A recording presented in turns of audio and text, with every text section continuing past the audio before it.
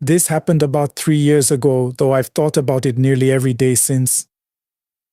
I was a staff sergeant in the United States Army, assigned to a forward operating base in the Kunar province of eastern Afghanistan, a stretch of mountainous terrain that sits right against the Pakistani border. The mountains there are beautiful in a way that almost tricks you, jagged ridgelines catching the last of the afternoon sun, valleys so deep and dark they look like the earth simply swallowed itself whole.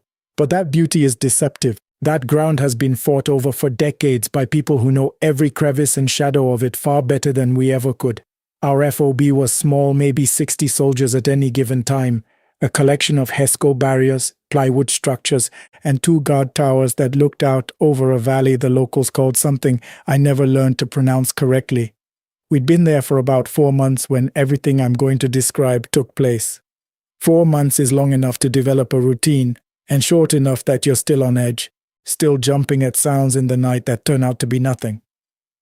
I want to be honest about the mood in our unit before I get into the main events, because I think it matters. Morale was not good.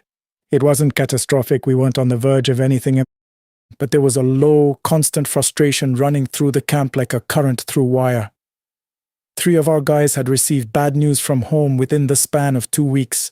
One man's wife had filed for divorce, another had learned his father was dying of cancer, and a third had found out through a delayed letter that his apartment in San Antonio had flooded and the management company was refusing to cover the damages. These things seem small against the backdrop of a war zone, but they don't feel small when you're living them. In fact, they feel enormous because you're powerless. You can't go home, you can't fix anything, you can only sit with it. Our sergeant first class, a man named Dalton from Mississippi who had deployed more times than he could remember without using both hands, had a saying for situations like that. He'd walk through the camp in the evenings checking on his soldiers, and he'd say simply, "Focus on your left and your right, the rest will take care of itself." He meant the men standing next to you. That was the philosophy. It wasn't pretty, but it worked. I bring all of this up because I want to be clear that we were not a group prone to fantasy or exaggeration. We were tired men in a difficult place doing a job we had signed up for. What I'm about to describe was not the result of fear or hallucination or the kind of group hysteria that outsiders sometimes suggest when they hear stories like this. I've considered every rational explanation I can think of. I've been through it 100 times, and I still can't account for what we saw that night on Ridge 4. The patrol was scheduled for 2100 hours on a Tuesday in late October, 8 of us. The mission was what we called a presence patrol, no specific target, just movement through a section of the valley floor and up along a ridge line, the maps labeled as Ridge 4, a designation so functional it barely even registered anymore. The purpose was to show we were there, to disrupt any pattern the enemy might have been establishing regarding our movements, and to confirm the status of a culvert crossing about 2 kilometers out that our intelligence officer suspected was being used to stage materials. The night was cold, colder than people expect when they think of Afghanistan, and very clear.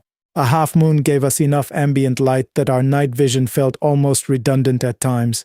I was in the middle of the formation. Up front was Dalton, and beside him was a young specialist named Brennan, who was on his first deployment and handled his nerves by talking too much whenever we weren't in a noise-discipline situation. Behind me was our medic, a quiet man from Hawaii everyone called Doc Kimura, though Kimura was his last name and the Doc was just reflex.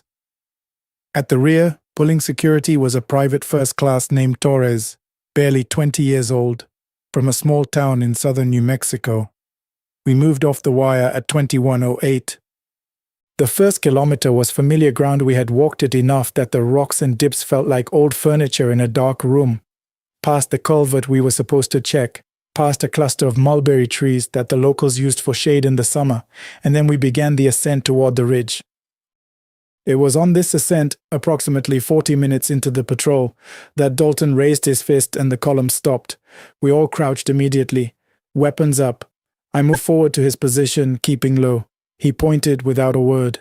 About 150 meters ahead, on a natural shelf in the rock face that angled slightly upward from our approach path, there was a figure. Let me be precise about this, because precision is important. It was clearly a person. It was wearing full battle-rattle body armor, helmet, rifle at the low ready. The silhouette was unmistakably that of an American soldier, and for a moment my first instinct was that it was a soldier from another unit who had somehow gotten turned around or who was running an op we hadn't been briefed on. These things happen. Coordination gaps exist.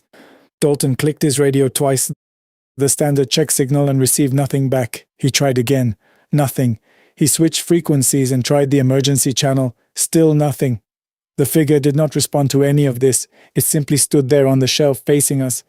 What happened next is the part that, when I try to explain it to people who weren't there, usually gets me the look, the polite, skeptical look that people give when they've decided they're being generous by listening.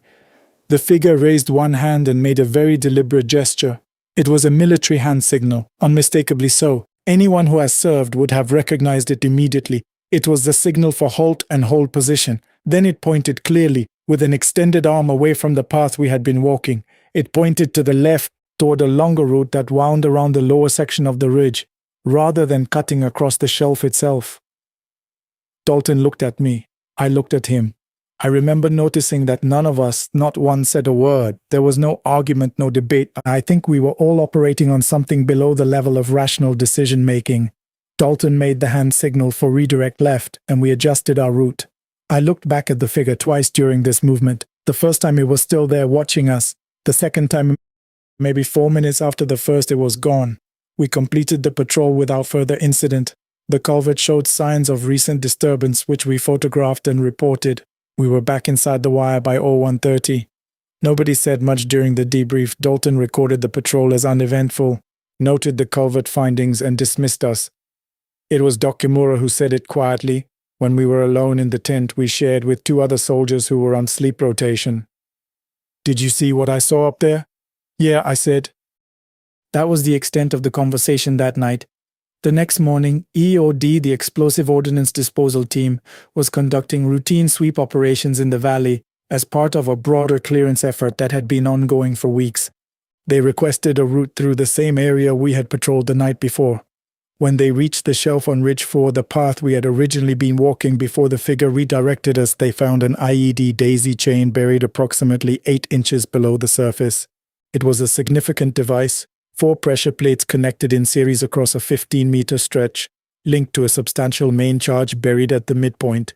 The EOD sergeant who briefed us on it said it was one of the more sophisticated devices they'd cleared that month. He said that if a full patrol had walked across those plates in column formation, the outcome would have been, in his words, catastrophic.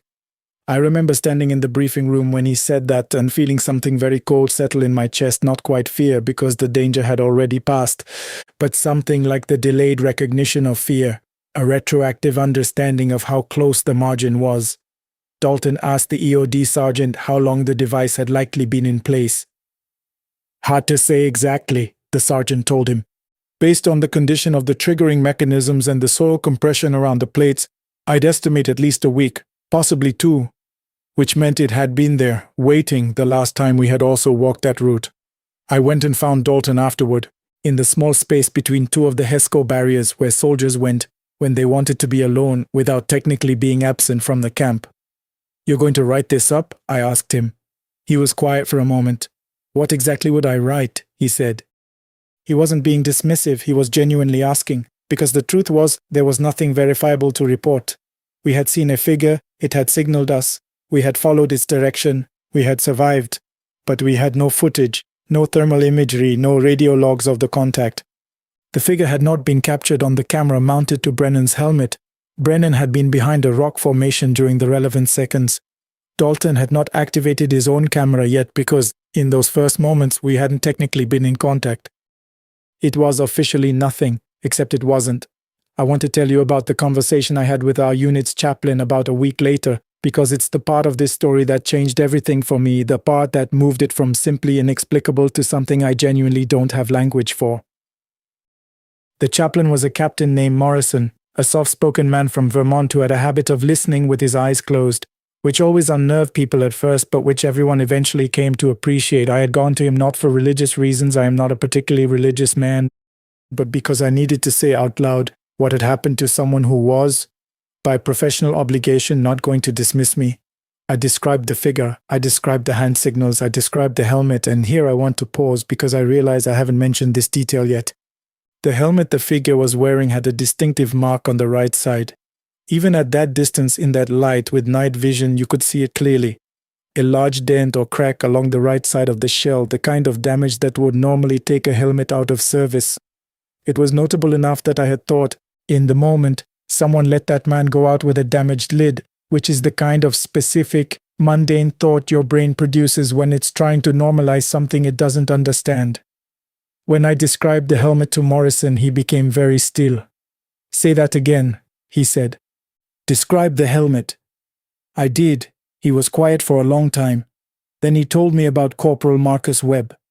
Webb had been assigned to a different unit operating in the same province. He was killed in action approximately 2 years before our deployment, during a patrol in the Kuna Valley, in the same general area where we had been operating, in fact a fact that had registered in our pre-deployment briefings but which had long since faded into the background of other information. He had been killed by an IED. His unit was on the same type of presence patrol we had been running. He was 24 years old. He was from a town called Deming in southern New Mexico. Morrison had known about Webb because he had known Webb's unit chaplain, who had shared the story during a chaplain's conference the previous year. The story that Morrison's colleague had told was about grief and memory and the way soldiers carry their dead. And in telling that story, he had mentioned something specific about Webb, something the surviving members of his unit always remembered about him. Webb had a helmet that he refused to replace despite repeated orders to do so. The helmet had been damaged during a previous deployment. A round had grazed it and left a significant dent along the right side of the shell. Webb said he kept it because it had saved his life and he considered it lucky. His team leader had argued with him about it constantly. It became, in the way that small things do in military life, a defining characteristic of the man. Morrison told me all of this carefully, watching my face. "I'm not telling you what to conclude," he said. "I'm just telling you what I know." I sat with that for a long time. There is a detail I haven't told yet, and I've waited to tell it because I wanted you to understand the weight of what came before it. When I went back to my tent that evening after speaking with Morrison, I found Torres sitting on his cot in the half-dark, staring at the floor. This was not unusual. Torres was an introspective kid, and the deployment had given him a lot to think about. But something in his posture made me stop. "You all right?" I asked. He looked up. "Can I ask you something, Sergeant?" "Sure." "The guy we saw on the ridge," he said. "Did you ever find out who he was?" I told him what Morrison had told me. I gave him the name. I gave him the hometown. Torres didn't say anything for a very long time. Then, in a voice that was careful in a way that told me he was working to keep it level, he said, "Marcus Webb, from Deming." "That's right." He nodded slowly as if confirming something to himself. "I grew up in Deming," he said. "Marcus Webb was my best friend's older brother. I knew him when I was a kid. He used to drive us to school sometimes when we were in middle school and he was in high school." He paused. "He died before I even enlisted. I never told anyone because I don't know. It seemed like bad luck to talk about it." He looked at his hands. "He wore a messed up helmet," Torres said. "I remember because his mom used to yell at him about it when he'd visit on leave. She said it looked embarrassing, and he'd laugh and say it was his lucky helmet. He wore it every time."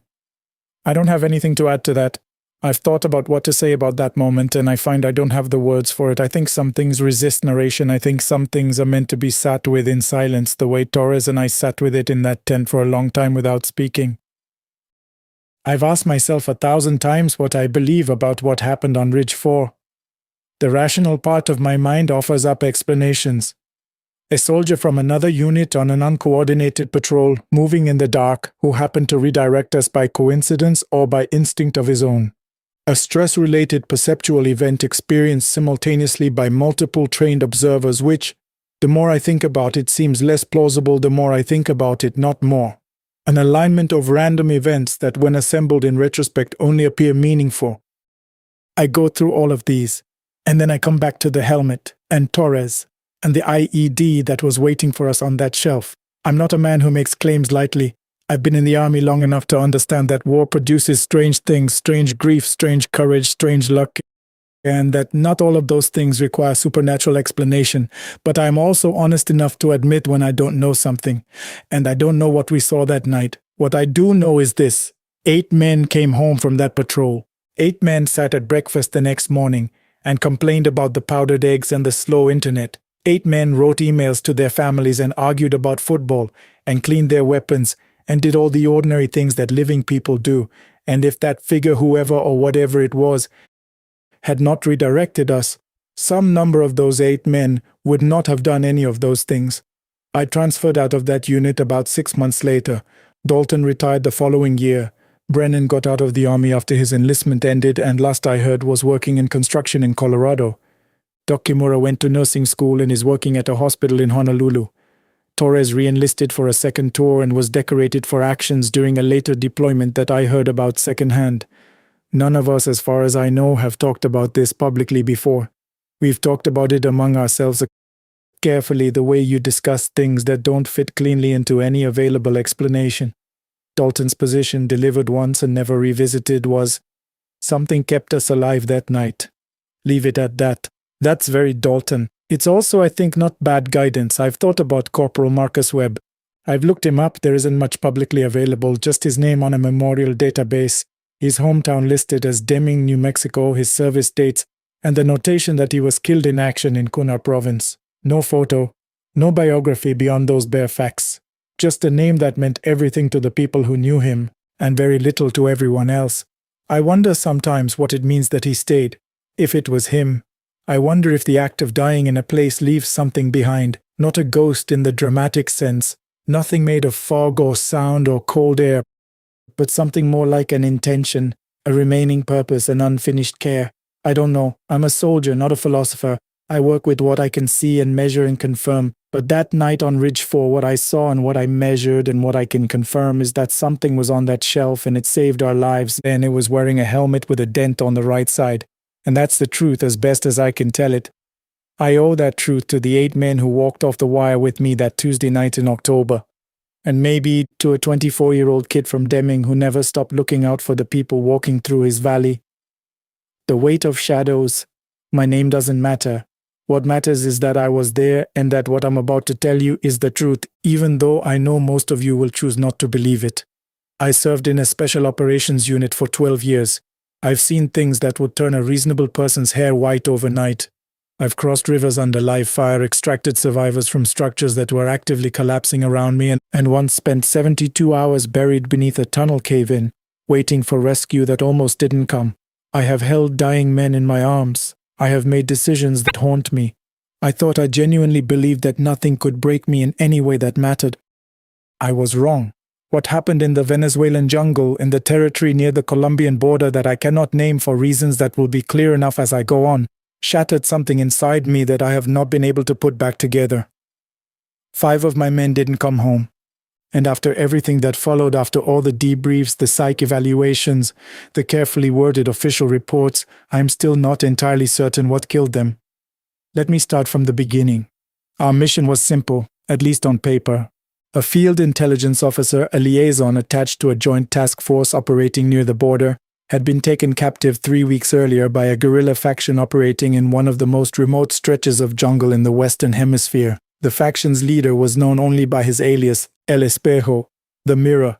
No one had ever captured him, photographed him clearly, or even confirmed his real name with any certainty.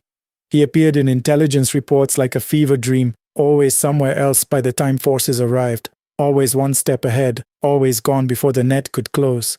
Some analysts believed he was a composite identity, several men sharing a name. Others believed he was one man with an extraordinary gift for disappearing. The intelligence officer's name was Lieutenant Colonel Fernando Aguilar, 52 years old with a wife and 3 daughters in Medellin, and 20 years of experience mapping guerrilla networks across the region. He was too valuable to abandon, and the political pressure to bring him home was reaching a point where it was making people in high places do things carelessly. We were assigned to bring him back. My unit consisted of 9 men and 1 woman, our medic, Sergeant Catalina, who was one of the finest soldiers I had ever had the privilege of serving alongside, calm under fire, precise, and completely without the kind of fear that makes people freeze. Then there was Marco, our sniper. Marco hadn't spoken more than 20 words in any given day for the 4 years I'd known him, and somehow this made him easier to trust, not harder. There was Lieutenant Patino, my second-in-command, young, courageous in a way that hadn't yet been tested enough to crack. And there were 6 others whose first names I will use, but whose full identities I'll protect. because their families deserve whatever peace they can still find. Felipe, barely 24, who had a laminated photograph of his mother taped to the inside of his helmet. Andres, our forward scout, the best I ever worked with, and 4 others. We inserted by helicopter 90 minutes before sunrise on a Tuesday. The jungle swallowed us within 60 seconds of our boots touching the ground. The heat in that jungle was something I don't have the right word for, not hot the way a city is hot in summer, but hot the way the inside of something alive is hot. Pressing, intimate, inescapable. The undergrowth was dense enough that we were cutting with machetes in places, and within the first hour, we were soaked through to the skin in a way that had nothing to do with rain. Every step felt like a negotiation with the earth. Our informant had placed El Espejo's base camp approximately 11 kilometers from the insertion point. 11 kilometers through terrain that appeared on satellite imagery as an unbroken green carpet, offering nothing useful. We had no detailed maps, we had compass bearings, elevation estimates, and experience. In jungle like that, experience is the only currency that spends. We made solid progress for the first 2 hours. The jungle fought us, but it fought us predictably. At the 4-kilometer mark, that changed. Andres, our point man, 12 years on the job, a man who could read the ground the way other people read text, stepped onto what appeared to be solid earth and fell 3 meters. The pit had been dug wide and covered with woven vegetation over a light timber frame, then dusted with soil and leaf litter. It was professional work, precise. The stakes at the bottom were sharpened hardwood, fire-hardened at the tips. He had no time to react. By the time the rest of us reached the edge and looked down, it was finished. We didn't speak. In this line of work, grief is a debt you accumulate and pay at a later date that never quite arrives. We marked the location for the recovery team and kept moving. 40 minutes later, we lost Mauricio. He reached for a vine to pull himself up a steep embankment. The vine was not a vine. It was some species of climbing plant I had never encountered. A fibrous stalk lined with nearly invisible barbs that released a milky sap on contact. His hands swelled within seconds. Within a minute, the reaction had traveled up his arm and into his neck. Catalina moved immediately the way she always did, no hesitation, no wasted motion, but the anaphylaxis was violent and fast-moving in a way that her training had not specifically prepared her for. His airway closed completely before she could establish any kind of intervention. He looked at us with wide, confused eyes in those last moments, and I still can't decide whether the confusion was about what was happening to him, or whether it was about why we couldn't stop it. 4 minutes from contact to death. We were 8 now. 1 kilometer further on, we found a structure that had no business being there. It was a small wooden dwelling built on stilts, half consumed by the vegetation that had spent decades growing through its walls and floor. Sitting outside it, cross-legged on a woven mat with the complete composure of a man who had nowhere else to be, was an old man. He was old in a way that went beyond the counting of years, old in some deeper, structural sense, as if he had been assembled from older materials than the rest of us. He had the angular cheekbones of the indigenous Yanomami and eyes that were an unsettling pale gray, almost colorless, which I had never seen in anyone from this region. Perched on a post beside him was a large, very still black bird. Not quite any species I could name, that watched us with an alertness that made something in my chest go quiet in an unpleasant way. The old man spoke without surprise, without standing, without any of the reactions that a reasonable person has when 9 armed soldiers emerge from the jungle. His Spanish was deliberate but clear. He told us that the ground ahead of us was known to his people as La Boca del Espejo, the mouth of the mirror, and that it was not a place for the living to move through carelessly. The jungle in that zone was inhabited, he said, by something his people called El que llora, the weeping one. An entity without fixed form that wore the faces of the dead, that found its way through grief the way water finds its way through stone, slowly and without asking permission. Lieutenant Patino leaned close to me and said very quietly, "Does he know where the camp is?" I asked the old man directly. He nodded and pointed toward a ridgeline barely visible through the canopy, a dark, steep mass rising above the jungle perhaps 2 kilometers ahead.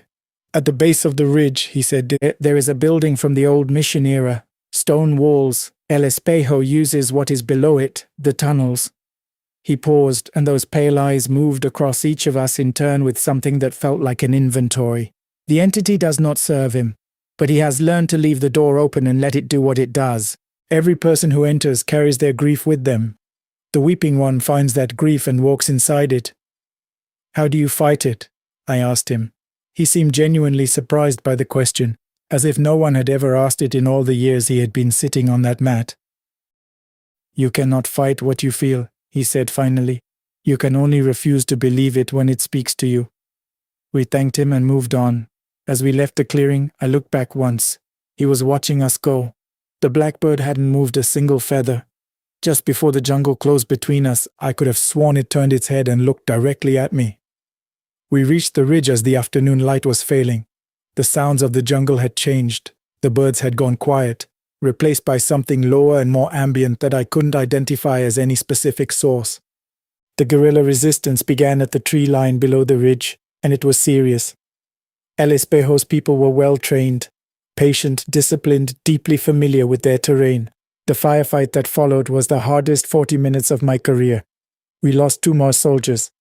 The first was taken by automatic fire from a position that none of us had detected. He was there one moment and gone the next, and there was nothing anyone could have done differently. The second was caught by the concussion and fragmentation of a grenade and died on the ground before any of us could reach him. Both deaths were clean in the operational sense. Both deaths were devastating in every other sense. Marco eliminated 3 of their shooters in 90 seconds with a composure that still amazes me when I think back on it. Patino flanked their position through terrain that I would not have attempted under any circumstances and collapsed their right flank entirely. And at the end of it, we were standing over 4 dead guerrillas and a path to the mission building, which was everything we needed.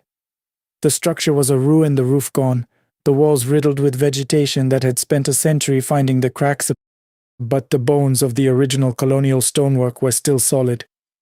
In what had once been the nave, a rusted iron trapdoor in the floor led downward into the earth. It was not locked. Below, carved through the bedrock with what must have been considerable effort, was a network of tunnels. We split into pairs to cover the layout efficiently. Marco and Patino took the left passage. Catalina and I took the right, along with Felipe. The tunnels smelled of damp stone and something beneath that, something faintly sweet and faintly wrong, the way a place smells when something has been left in it too long. Our flashlight beams drew thin yellow lines through a dark that felt thicker than ordinary darkness. We had gone perhaps 200 meters when Felipe stopped moving. Catalina and I both turned. He was standing with his flashlight pointed at the left wall, illuminating nothing but stone. He was completely rigid. "Felipe," I said. No answer. His eyes were fixed on a point on the wall, as if the wall weren't there. Then, in a voice I had never heard from him before, softer, younger, uncertain, "Mama?" I understood then what the old man had been trying to tell us. "Felipe," I put my hand on his shoulder. "There is nothing there, look at me." He took a step toward the wall. His hand came up as though reaching for a face. Catalina stepped past me and grabbed his arm firmly. "Look at the wall," she said. "Look at the stone. It is only stone." I watched the struggle move across his face, visible, physical, like watching 2 things fight for control of the same machinery, and then something released and he blinked and looked around. He was shaking. "I saw her," he said. "She was standing right there. I know what she looks like, I know." "It was not her," I said. "Whatever you saw, it was using her face, that is all it was doing. Keep moving." He nodded and kept moving, but I could see the trembling in his hands for the next quarter of an hour, and I filed that away somewhere I didn't want to think about. The passage opened eventually into a wide chamber, not natural, excavated with tool marks still visible in the walls and bare concrete poured across most of the floor. Equipment crates along one wall, mostly empty. A folding table with a radio unit, a camp cot against the far wall where a figure was lying. It was Aguilar, it had to be. He looked terrible, significantly thinner, bruised across his face, his wrists marked from restraints. But when I crouched beside him and said his name, his eyes opened with complete, immediate clarity. "Took you long enough," he said, and for a moment the tension broke enough that I almost laughed. We helped him up. He was weak but mobile, able to bear his own weight. Catalina ran her assessment: dehydration, possible cracked rib, no signs of serious infection. She got fluids into him and we began preparing to move. That was when I noticed it. I don't know what made me look. Some training instinct, some low-frequency alarm in the back of the mind that exists below the threshold of reason. I looked at Aguilar's shadow. The chamber had two light sources, Catalina's flashlight and mine, and both were casting shadows in the directions physics required. Every person in that room had a shadow that behaved like a shadow, except Aguilar's. His moved a fraction of a second behind him, or it moved in directions that didn't quite correspond to his movements, as if it were being operated by something that understood shadows conceptually but hadn't mastered the mechanics. I told myself it was the uneven surfaces of the stone floor. I told myself I was exhausted and reading things into random patterns. I chose to believe this. I'm still not sure that was the right choice. We made radio contact with Marco and Patino. They had found a secondary chamber, engaged two guerrillas, neutralized them, and found no trace of El Espejo. The camp was empty of its commander. The bird had flown before we arrived. We regrouped at the tunnel junction and moved toward the exit. In the final passage, the narrow, sloping corridor that led back to the mission floor, it happened. Catalina was moving ahead of me. Aguilar was between us. Felipe and the others were behind. Catalina stopped. She was looking at something around the bend in the passage ahead of her, in the shadow beyond where our lights reached. Catalina, I said. My brother is there, she said. She had a brother. She'd had a brother. He died in a training accident 4 years before I met her. She mentioned him once, briefly, and never again. I knew only that she kept a photograph of him in the inside pocket of her tactical vest, against her chest, every single mission. It's not your brother, I said. My voice came out level, which took effort. He's standing right there, she said. And what broke me open a little was the certainty in her voice, not desperate, not hopeful, but absolutely structurally certain. He wants to say something to me. He wants me to know something. She stepped forward. I grabbed her arm. She was considerably stronger than I expected. She nearly came free of my grip. And then Aguilar, standing between us, said something. I will not repeat what he said, and it was something about Catalina's brother, a specific private detail that I had never heard from her in 4 years, the kind of detail that exists in a person's memory and nowhere else, the kind of thing a dead man might come back to say. Catalina went completely still. We both turned to look at Aguilar. His face was calm. His eyes in the flashlight beam were pale gray, almost colorless. I moved without thinking. I grabbed Catalina and pulled her behind me, putting my body between her and the thing wearing Aguilar's face, and I fired twice at center mass from 4 feet away. It staggered. It did not fall. It looked at me through Aguilar's eyes and smiled with Aguilar's mouth in a configuration that no human mouth is designed to produce. Then the actual Aguilar's voice came from behind me, thin, frightened, confused. What is that? I heard it in the dark. I could hear it using my voice in the tunnels. It's been doing it since they brought me here. I had been walking next to it for 20 minutes. I had helped it to its feet. I had put my hand on what I believed was a colleague's shoulder. I pulled a flare from my kit, struck the cap, and threw it directly into the thing's chest. The light hit it and something happened that I cannot explain within any framework I was trained to use. The shape that had been wearing Aguilar's face came apart, not physically, not with any material result, but as an image comes apart when the surface it's projected on is removed. It made a sound that I hear still in the dark in the hour before dawn. A long, low, sustained note of grief stretched out to fill every cubic centimeter of that stone passage. And then it was gone. And we ran.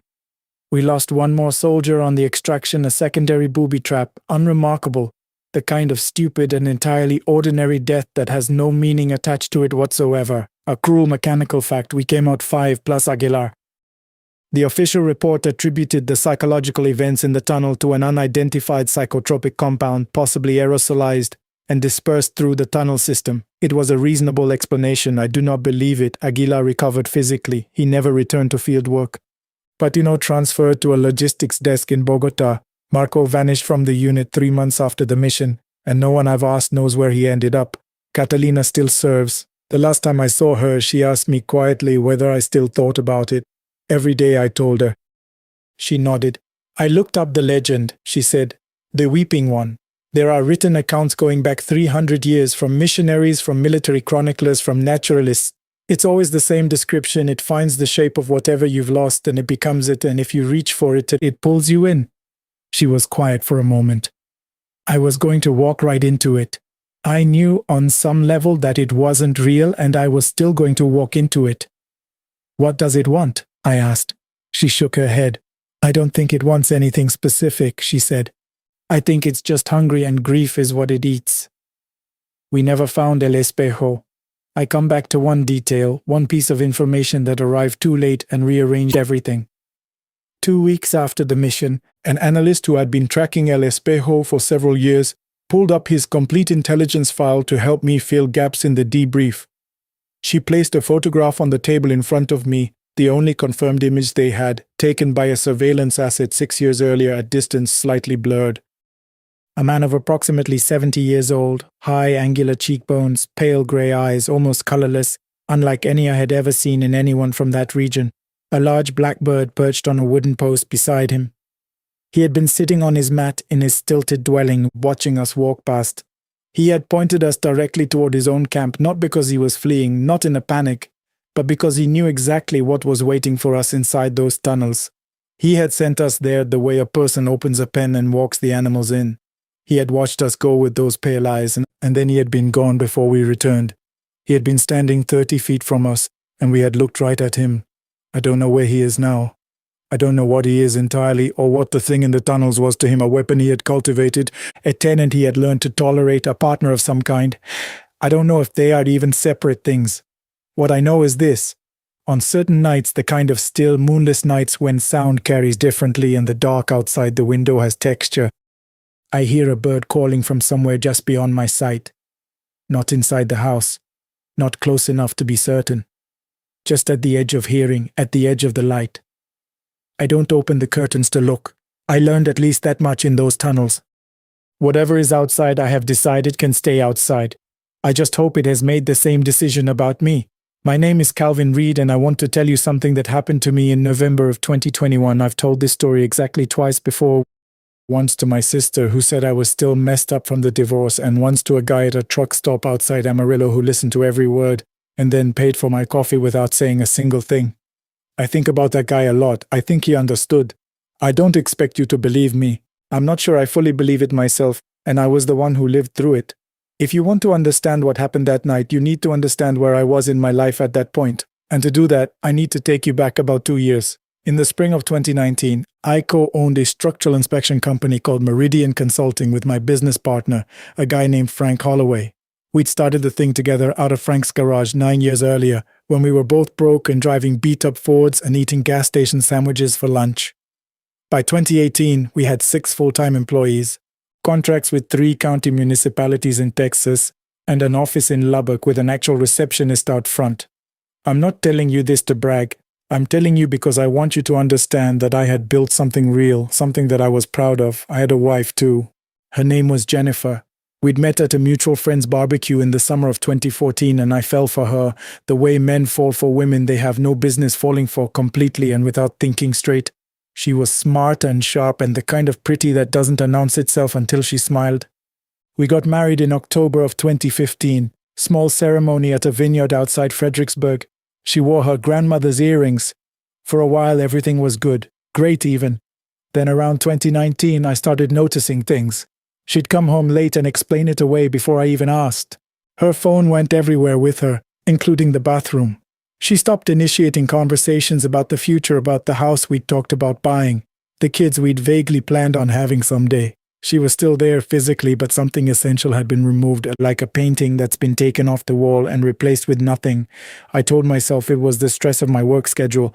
I was on the road 3 weeks out of every 4, driving between job sites, sleeping in motels, or the cab of my truck. That kind of absence wears on a marriage, I knew that. I told myself I'd make it up to her. I told myself I'd cut back. I didn't cut back fast enough. You already know how this part of the story ends. I found out on a Friday afternoon in September. I had come home early. One of the site visits got cancelled, and I'd driven straight through from Odessa, thinking I'd surprise her, maybe take her to dinner somewhere nice. She wasn't home. Neither was Frank, which at that point I didn't register as anything more than coincidence. It wasn't a coincidence, and I won't get into the details of what happened next. There was a confrontation. There were things said that can't be taken back on all sides. What I'll tell you is that by January of 2020, I was divorced. Frank had bought out my share of Meridian at a number that my attorney assured me was fair, but that still felt like being handed a 20 after someone emptied your wallet. and I was living effectively out of my truck. I picked up inspection contracts wherever I could find them. Independent work mostly, small jobs, low pay. I'd drive somewhere, do the work, get paid, drive somewhere else. I ate at diners and chain restaurants and occasionally heated up soup in the parking lots of motels using a little electric coil I kept in the glove box. I wasn't homeless. I want to be clear about that. But I was close enough to it that the distinction didn't feel meaningful most days. That was my life in November of 2021, when I found myself driving north on a 2-lane highway in the Oklahoma Panhandle at 11:30 at night. 2 hours past where I should have stopped, running on bad coffee and stubbornness. I'd been down in Shamrock, Texas, wrapping up a 3-day inspection job on a grain elevator. The drive back to Amarillo was simple enough in daylight, but I'd stayed late to finish the documentation, and by the time I got moving, the sun was long gone and the temperature had dropped to somewhere in the low 30s. The highway was empty. Not just light traffic, genuinely empty, the kind of empty that starts to feel strange after a while, like the road has been reserved specifically for you. I was exhausted in the deep tissue way that comes from too many consecutive days of not quite enough sleep. Not dangerous drowsy, not yet, but the kind of tired where your thoughts start to lose their edges and everything feels slightly unreal, like a memory of a day rather than the day itself. That's when I saw the sign. It was off to the right, maybe 100 yards ahead, lit up in that particular yellow-orange glow of an old roadside sign that's been burning for decades. Pineview Motor Lodge vacancy, cable TV. Below it smaller, hot breakfast included. I had told myself I'd push through to Amarillo. I had a room reserved at a Holiday Inn Express and everything. But looking at that sign, feeling what was behind my eyes, I made the turn. The motel was set back from the road behind a gravel lot. It was a single-story L-shaped building, maybe 12-15 rooms with a covered walkway running the length of it, and a small office at the corner with the lights on. There were no other vehicles in the parking lot. I pulled in, turned off the engine, and sat there for a second in the sudden quiet. The office was warm and smelled like coffee and old wood. Behind the counter was an old man in his 70s, heavy-set with a white beard trimmed close and reading glasses pushed up on his forehead. He was working a crossword puzzle with a ballpoint pen, which I respected. "Getting cold out there," he said, and not looking up. "It is," I said. "Just the one night?" "Just the one." He told me the rate $48, which was so cheap I almost asked him to repeat it, and I gave him my card. He ran it through an actual physical card reader, the old kind with the slider. While I signed the slip, he handed me a key attached to a plastic diamond-shaped fob with the number 7 on it. "Room's at the far end," he said. "Heater works good. Might take a few minutes to warm up." He paused, and then he added something that I've thought about 100 times since. He said it casually, almost like an afterthought. "One thing, try to stay in your room once you're settled. I know that sounds odd. We had some issues lately with pipes making noise, and it tends to spook people when they go wandering around in the middle of the night trying to figure out where the sound's coming from. Best to just stay put." I told him I wasn't the type to go wandering. He gave me a look over the top of his glasses, and not suspicious, just measuring, and nodded. Room 7 was at the very end of the walkway, exactly where he'd said. It was a simple room, 2 double beds, a TV set into a wooden cabinet, a print of a river landscape above the headboard, but it was clean in the way that only places maintained by obsessive long-term care can be clean. The floor was spotless. The bathroom smelled like lemon, and the towels were folded with military precision. On the nightstand, someone had placed a small glass vase with 2 dried lavender stems in it. It was small, it was dated, and it was the nicest room I'd slept in months. I took a shower, turned the heater up, and got into bed. I think I was asleep within about 4 minutes. I don't know what woke me. I came up out of sleep the way you do when something external has disturbed you, all the way awake, all at once, heart already moving fast. I checked my phone, 2:14 a.m. I lay there listening. The heater hummed. Outside wind moved through something. Then I heard it, a knock at the door, 3 times evenly spaced. I sat up, waited. The knock came again, same pattern, same interval. Patient somehow, not frantic. I remembered what the old man had said. Try to stay in your room. But this wasn't a pipe. Pipes don't knock with that kind of deliberate rhythm. "Who's there?" I called out. "Nothing." I got up and pulled on my jeans and undershirt, stood in the middle of the room, listening. A full minute passed. Then the knocking came again, and this time it was different, faster, urgent, like someone trying to communicate necessity rather than just request. I crossed to the door and looked through the peephole. There was a woman standing outside. She was young, late 20s, maybe 30, with dark hair plastered against her face by the wind. She was wearing a light jacket that was completely wrong for the weather. Even through the fisheye distortion of the peephole, I could see she was cold. She was hugging herself, shifting her weight. I opened the door. The cold hit me before anything else. It had dropped further while I was sleeping. She looked up at me, and I could see that she'd been crying, or close to it. Her eyes were dark and wide, and she had the expression of someone who has been managing fear for a long time and is close to the end of what managing takes. "I'm sorry," she said immediately. "I'm so sorry to knock on your door at this hour. My car broke down on the road about a mile back, and I walked here and the office is locked and I didn't know what else to do." Her voice was steady, but she was shaking. I stepped back and told her to come inside, out of the cold. She came in and stood near the heater while I grabbed a bottle of water from my bag and handed it to her. She thanked me. She said her name was Margaret Maggie, and she'd been driving through from Elk City, heading to meet her brother in Amarillo, and the car had just died on her, no warning. "Did you call someone?" I asked. "My phone's dead. I know. She smiled, a small, exhausted smile. "I keep the charger in the car because I always forget to charge it at home. I keep meaning to buy a second one." We talked for a while. It was the kind of conversation that happens between strangers in the middle of the night, in the middle of nowhere, when ordinary social scaffolding doesn't quite apply. She was easy to talk to. She asked about my work and listened like she actually wanted to know, which is rarer than you'd think. She told me she worked as a nurse at a clinic in Elk City, that she'd grown up in western Oklahoma, that she'd never been further east than Little Rock or further west than Flagstaff, and she thought about fixing that sometimes, but life had a way of scheduling itself around those kinds of plans. At some point I mentioned my divorce. Not the full story, I never tell the full story, but enough. She didn't offer the usual responses. She didn't say her loss or you're better off. She just looked at me and said, "That kind of thing changes the shape of you. It takes a while before you feel like yourself again."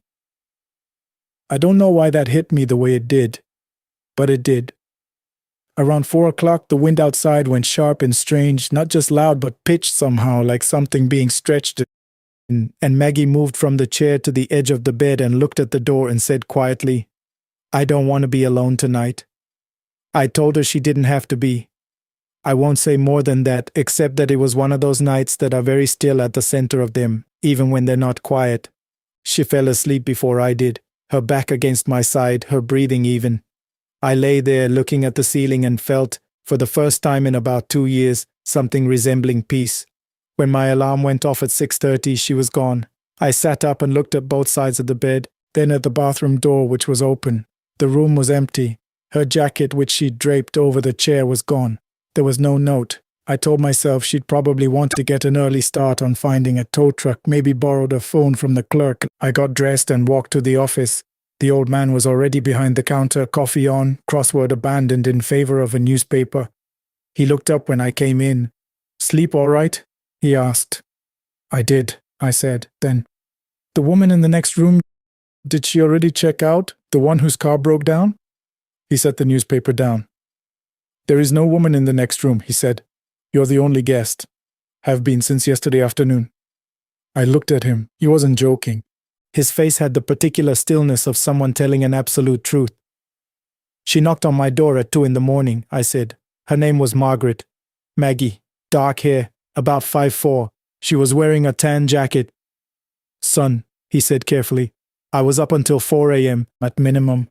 I sleep light and I sleep in the back room, and I would have heard any car pull in. There was no one."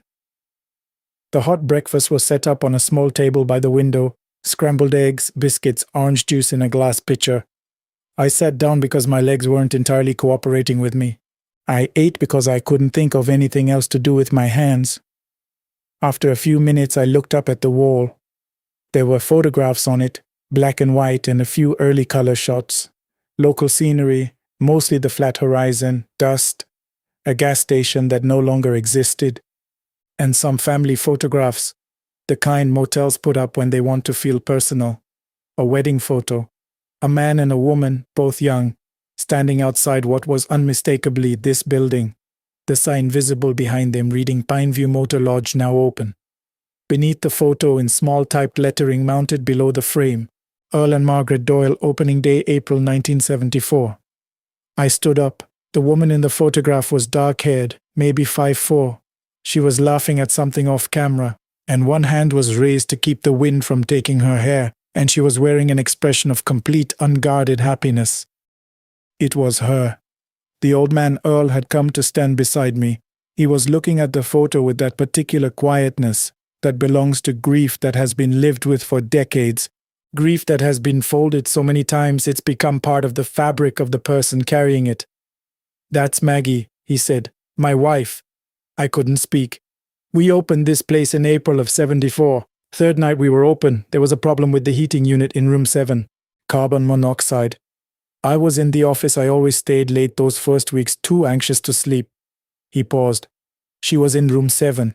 We were using it as our own room until we could afford to rent an apartment in town." He paused again. "I found her in the morning.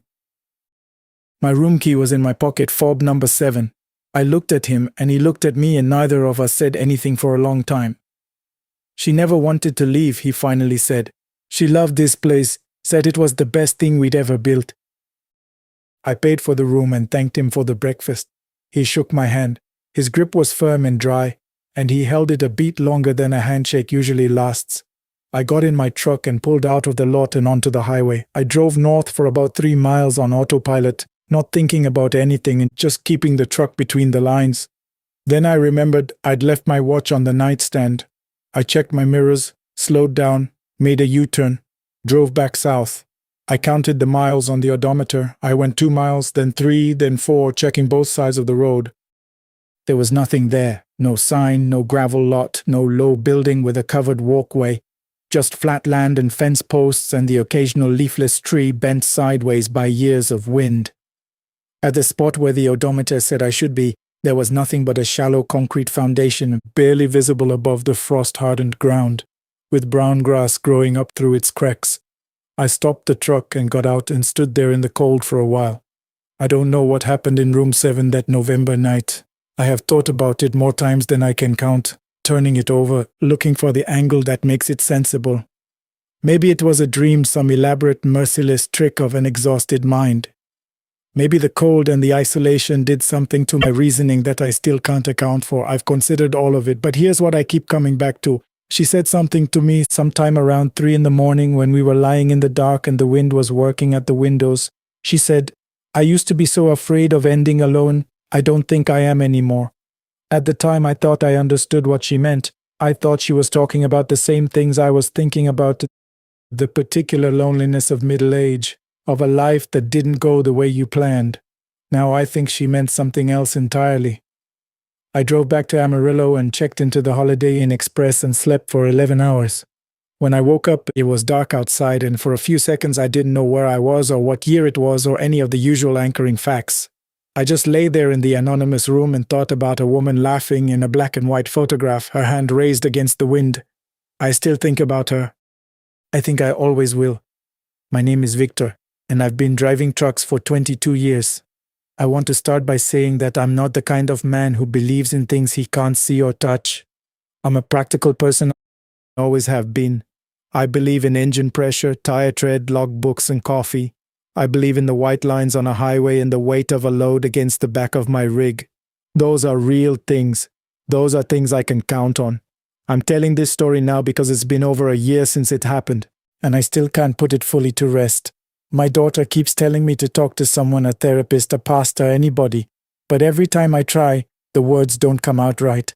So I figured I'd write it down instead, and maybe someone out there who drives these roads at night will understand what I mean when I say that the darkness out here isn't always just the absence of light. It started on a Friday night in late October about 14 months ago.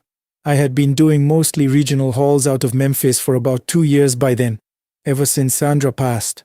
My wife, she died of pancreatic cancer in March, 2.5 years before this happened.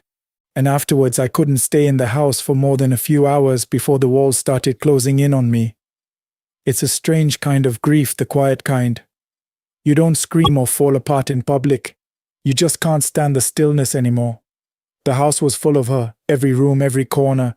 The smell of her shampoo was still in the bathroom for weeks.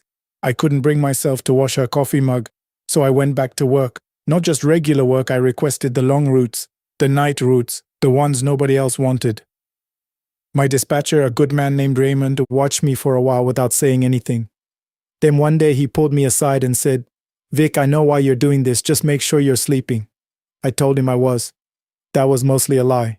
The load I was picking up that night was unusual. I'd hauled furniture before, appliances, industrial equipment, but this was different.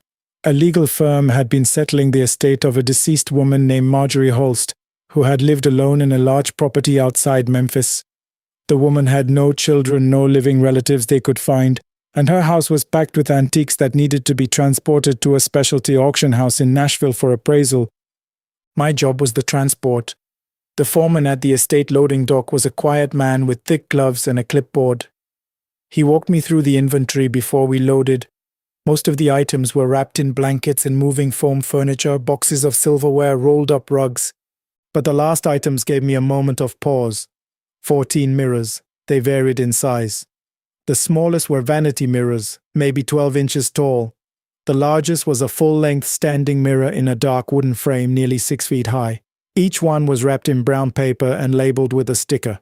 The foreman made a point of telling me they were fragile and that the auction house had specifically requested they arrive intact, since one of them, a Victorian-era piece, was believed to be worth a considerable amount of money. I didn't think much of it at the time. Mirrors are just glass and frame. I loaded them carefully, helped the crew secure them upright against the side wall of the trailer with moving straps, and signed the paperwork. It was 9:47 p.m. when I pulled out of the estate driveway. Raymond had flagged a traffic advisory on I-40. There was construction with significant delays projected through the night, and he'd mapped out an alternate route that took me south through a stretch of rural highway before cutting back north toward Nashville. It added about 40 minutes to the trip but avoided what he estimated could be a 2-hour delay. I agreed without hesitation. I knew those roads. Not well, but enough. The first hour was uneventful. I had the radio on low, a talk station out of Jackson that I sometimes listened to on late runs. The host was discussing something about water table regulations, the kind of conversation that fills silence without asking anything of you. I drank from my thermos and watched the road. It was somewhere around the 11th mile of the county road. I remember because I'd been watching the milepost markers that I became aware of a sound in the trailer. At first I dismissed it. Load shift, strap settle, it's physics, not mystery. But this sound had a quality to it that was hard to ignore. It wasn't a creak or a rattle. It was intermittent, almost rhythmic, like something tapping, very soft, like a fingernail against glass. Tap, tap, tap. I turned down the radio and listened. The sound stopped. I told myself it was the road surface. The county road had some rough patches and the vibration could make anything do strange things. I turned the radio back up. About 3 minutes later, the sound came back. Slightly louder this time. I'm a rational person, I reminded myself. I was transporting 14 large glass surfaces across a rough rural road at night. Sounds were to be expected. I pressed on. The thing about night driving on roads like that is the darkness is total. There are no streetlights, no gas stations, nothing on either side of you but flat fields and tree lines. The headlights cut a tunnel through the black and everything outside that tunnel might as well not exist. I've driven in conditions like that hundreds of times and never been bothered by it. That night, for the first time in a long while, the darkness felt close, like it had weight. I was about 20 minutes into the county road when I saw it in the right side mirror. Now, I need to explain something. When you drive a big rig, you develop an instinct for your mirrors. You check them constantly without thinking about it, left, right, like breathing. So when something is wrong in a mirror, even peripherally, you notice it before you've consciously registered what you're seeing. What I saw or thought I saw was a figure, standing at the edge of the tree line about 50 yards back, illuminated for just a fraction of a second by my rear running lights before the truck curved left and the angle changed. I told myself it was a deer. They stand like that sometimes, upright and still, watching the road. Deer are common out there, but the shape had been wrong for a deer. The proportions had been wrong. I kept driving, my hands were steady on the wheel. I checked the mirror again and saw only darkness and the faint glow of my trailer lights receding into the road behind me. Nothing there. Don't do this to yourself, Vic. That's what I told myself. You're tired and you're on a dark road and your brain is doing what brains do. Then the tire blew. The rear driver's side dual, a hard blowout, the kind that makes the whole rig shudder and pull. I had it under control within a few seconds, got the truck stopped safely on the shoulder of the road. I sat in the cab for a moment, hands still on the wheel, breathing. In 22 years I had blown 4 tires. It happens. It's part of the job. I radioed Raymond, told him my position and situation. He said he'd have roadside out to me within 90 minutes and maybe less. I told him that was fine and that I would begin the change myself in the meantime. Raymond said to wait for roadside. I told him I'd been changing tires since before he had a driver's license. He laughed and told me to be careful. I put my vest on, grabbed my flashlight and my tools, and climbed down from the cab. The night was very still. That's the thing I remember most clearly. On most rural nights there's sound insects, wind, the faraway bark of a dog. That night there was nothing. Complete stillness, like the world had been turned down to mute. I went to work on the tire. The job takes about 20 minutes if you know what you're doing and you're not rushing. I was crouched near the rear axle, working the lug nuts when I heard it. Humming. Very soft. Coming from somewhere in the direction of the tree line across the road. My hand stopped turning the wrench.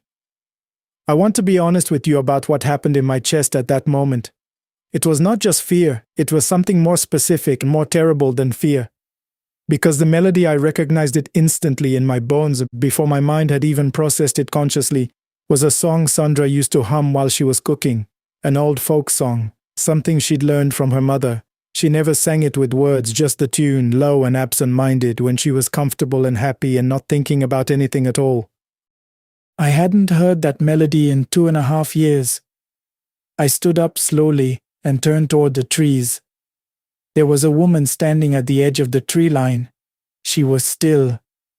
The beam of my flashlight reached her at the edge of its range, barely enough to make out a shape, a woman in what appeared to be light-colored clothing, hair loose, standing perfectly still in the shadows between 2 large trees. My flashlight wasn't strong enough at that distance to show me her face. "Hello?" I called. My voice sounded strange to me. Too loud. She didn't move. "Are you all right? Do you need help?" Nothing. She was just standing there. The humming had stopped the moment I turned around, and now there was only silence and the shape of a woman in the dark. Grief does things to your mind. I know that. I had been warned about it, had even read about it. Grief-induced hallucinations are well documented, they said, the mind searching for what it has lost. I told myself very firmly that this was what was happening. I was tired. It was the dead of night. I had been alone on a dark road, and my mind was playing cruelty disguised as kindness. I turned back to the tire and kept working. The humming started again. I didn't turn around that time. I focused on what my hands were doing. I counted the lug nuts. I told myself I was almost finished. I reminded myself that roadside assistance was on their way. My hands were shaking slightly and I made mistakes I wouldn't normally make. Had to redo one of the nuts because I'd cross-threaded it. 60 seconds felt like 10 minutes. When I stood up and turned, the woman was gone. Or whatever it was. The tree line was empty.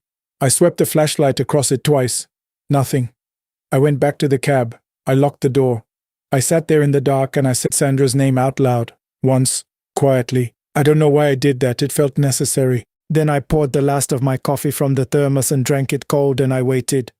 I had been sitting there for maybe 8 or 10 minutes when I heard the tapping again. From the trailer. Except this time it was different. It wasn't the intermittent tap tap tap from before. It was a single sustained, slow impact like something pressing against glass with gradual, deliberate force.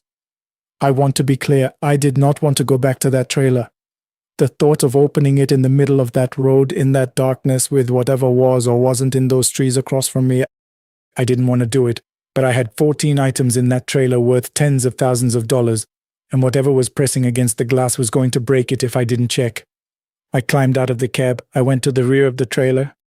I stood there for a few seconds before I could make myself open the door.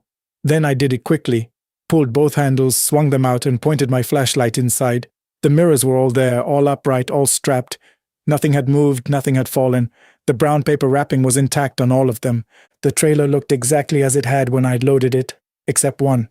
The large Victorian mirror, the 6-foot standing piece in the dark wooden frame, had turned.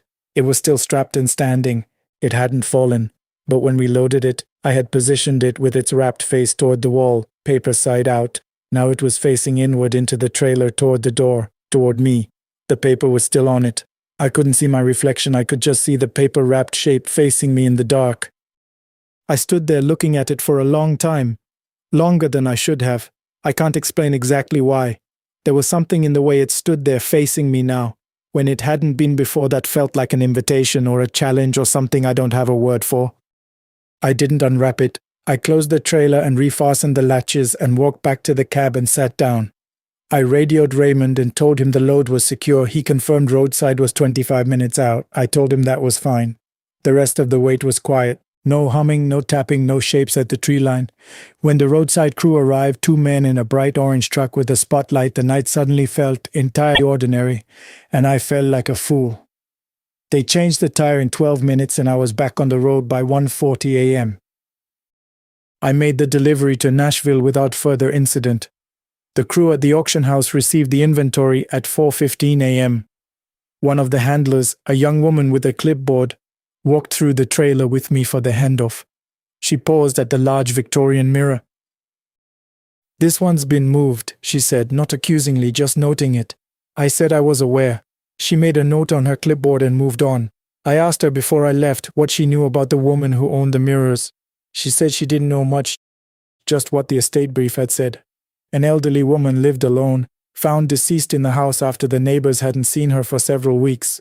She'd lived in that house for over 50 years. "Do you know what room the big mirror was in?" I asked. I don't know why I asked that. She glanced at her clipboard. "The estate inventory says the master bedroom." I nodded. I signed the delivery paperwork and left.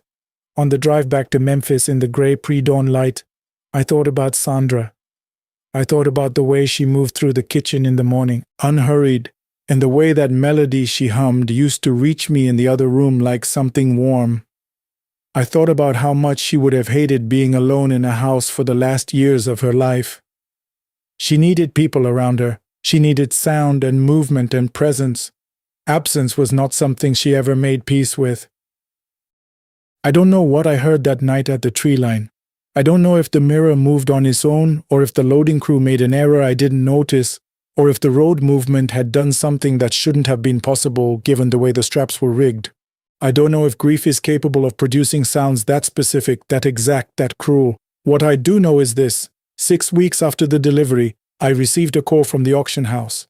The Victorian mirror had been purchased by a private collector in Birmingham for a price I won't repeat here because, frankly, it's embarrassing compared to what I made for transporting it. The collector, the woman said, had contacted them after the purchase to ask about the mirror's history. He had noticed something when he got it home and unwrapped it. There was a crack, not along the frame was flawless. The crack ran diagonally across the glass itself, from the upper left corner to the lower right. The kind of crack that doesn't happen from impact. The kind that happens, glass experts say, from uneven internal pressure from something pressing against the glass from behind. It had not been cracked during the estate loading. The auction house had documented every piece before I transported them. The condition report showed it pristine. I thanked the woman for letting me know and ended the call. I sat with that information for a long time. I still think about it. My daughter asked me recently if I'd been eating better, if I'd started sleeping more. I told her yes to both, and that was mostly true. I still drive the night routes. I can't seem to stop. The road is the only place I still feel like myself, like the version of myself that existed before everything went quiet. I haven't hauled mirrors since. I told Raymond it was a preference thing, nothing specific. He didn't push it. I don't know if Sandra was with me on that road. I don't know if something else was. I'm not sure I believe in the kind of world where either of those things is possible, but I know what I heard in that darkness, and I know that on the worst nights, when the house is too still and the silence gets too heavy, I still find myself listening for that melody, trying to decide whether if I heard it again I would be afraid or relieved. Good evening. My name is Travis Hale. I've been a long-haul trucker for going on 15 years now. And in that time I've seen just about everything the highway has to offer. Blizzards in Montana that turn your windshield into a white wall, Flash floods in Louisiana that make you feel like you're navigating a river, and animals of every size stepping out of the dark at the worst possible moment. I've driven through all of it, and I'm still here. I work independently, bought my rig 6 years back, a 2018 Freightliner with a rebuilt engine that runs smoother than a new watch. My wife Diane used to joke that I loved that truck more than I loved her. I'd always tell her it was a close race. She'd laugh, and somehow that was enough for both of us. In 15 years of hauling everything from frozen beef to industrial equipment, I've had maybe a handful of truly strange experiences. Not the kind where you pull over, catch your breath, and laugh it off after 10 minutes. The kind that sit with you. The kind you replay at 3 in the morning when the house is quiet and your mind won't let go of them, no matter how many reasonable explanations you try to stack on top. This is one of those. It happened in early November. I remember because the trees were already bare. Those black skeleton branches scratching against a pale sky like something trying to get out. It was a Monday, and I'd been without a job for 4 days running, which wasn't unusual, but the quiet had made me restless. When the call came in, I picked up on the first ring. The man on the other end introduced himself as Gerald Fitch, a property attorney handling the estate of the Carroll Valley State Psychiatric Hospital, a facility that had closed its doors back in 1991. About 120 miles east of where I was sitting in my kitchen, drinking bad coffee and staring at bare trees. He told me that the state had finally gotten around to archiving the hospital's remaining records and physical inventory. Everything had been left more or less in place after the closure bureaucratic inertia, he called it, which was just a fancy way of saying nobody had wanted to deal with it for 30 years. Now, a university archive in Pemberton was prepared to receive the materials, and he needed someone who could handle a sensitive load with care. These weren't just boxes of paperwork, he explained. There were old equipment pieces, framed photographs, patient records, and several pieces of original furniture that had belonged to the facility director. Fragile things with history. The pay was generous, more than it probably needed to be, which I should have noticed at the time. I took the job. I drove out to Carroll Valley the following Monday before dawn, when the roads were still dark and the fog sat heavy in the low places between the hills. The facility was at the end of a county road that hadn't been repaved since probably the Reagan administration. You could feel the moment you turned off the state highway, the road surface changed from smooth asphalt to something that felt like corrugated tin beneath your tires. And the trees pressed in close on both sides, their branches interlocking overhead in a canopy so dense it blocked the last of the pre-dawn light. The hospital appeared out of the fog like something out of a half-remembered nightmare. It was a sprawling brick building, 3 stories tall, with long rectangular windows that had been boarded up at some point and then partially unboarded, so every other window showed a dark rectangle of old glass, and the ones next to them showed pale boards. There was a chain-link fence around the perimeter, but a section had been pulled back for vehicle access. Someone had left a work light burning near the loading dock, and it threw a cone of yellow against the brick that made everything look worse, not better. The kind of light that shows you more than you want to see. A man in a hard hat met me at the dock without introducing himself and helped me load the cargo in near silence. He was all business, which suited me fine at that hour. We loaded carefully 12 sealed archive boxes, 2 wooden crates of what I was told were medical instruments from the 1940s and 50s, a set of wooden shelving units wrapped in moving blankets, and 3 framed items, each sealed in a cardboard sleeve so I couldn't see what was inside. I signed the manifest. The dock worker disappeared back into the building without a word, and by 7 in the morning I was loaded and rolling. The route to Pemberton was simple on paper. County Road 9 back to the state highway, then north for 40 miles, then west on Route 14 through the hill country until you hit the university town. 3 hours, maybe 3.5 with the weight I was carrying. I put on the radio, a morning talk show, then some country music, then static as I got deeper into the hills.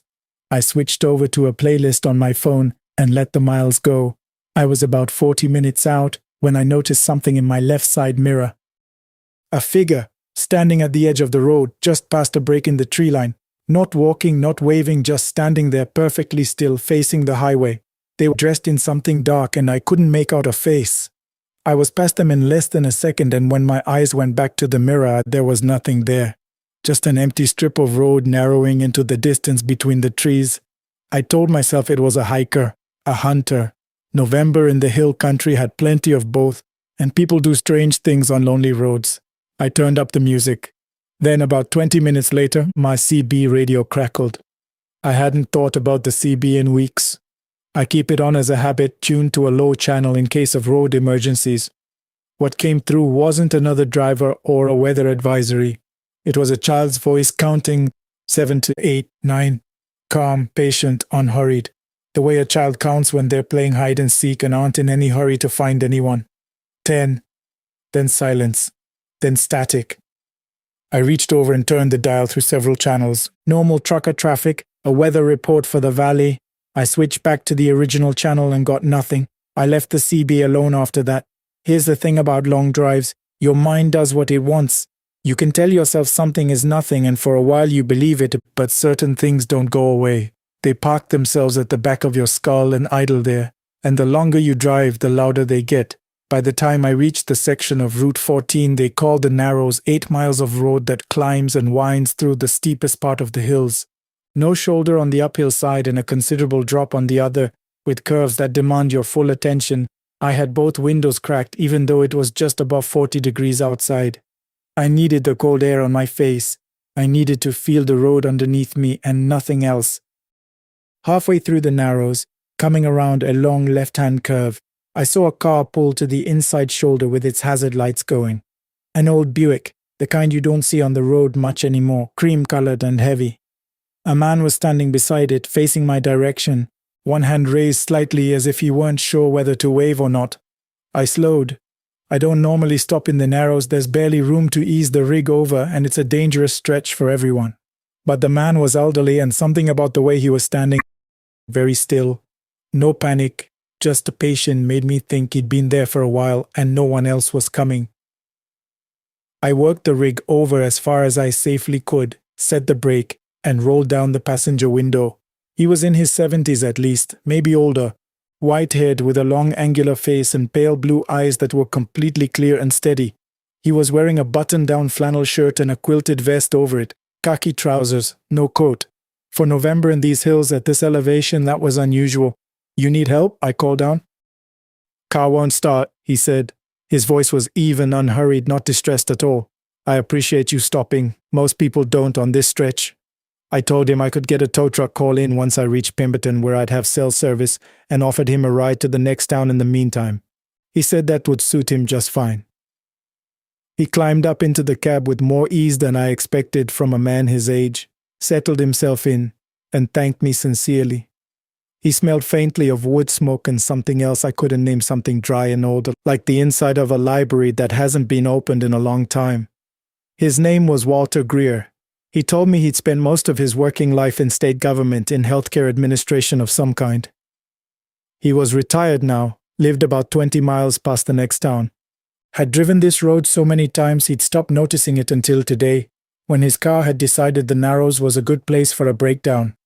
He was easy to talk to in the way certain older people are, patient with his words, careful with them, in no hurry to fill the silence with noise.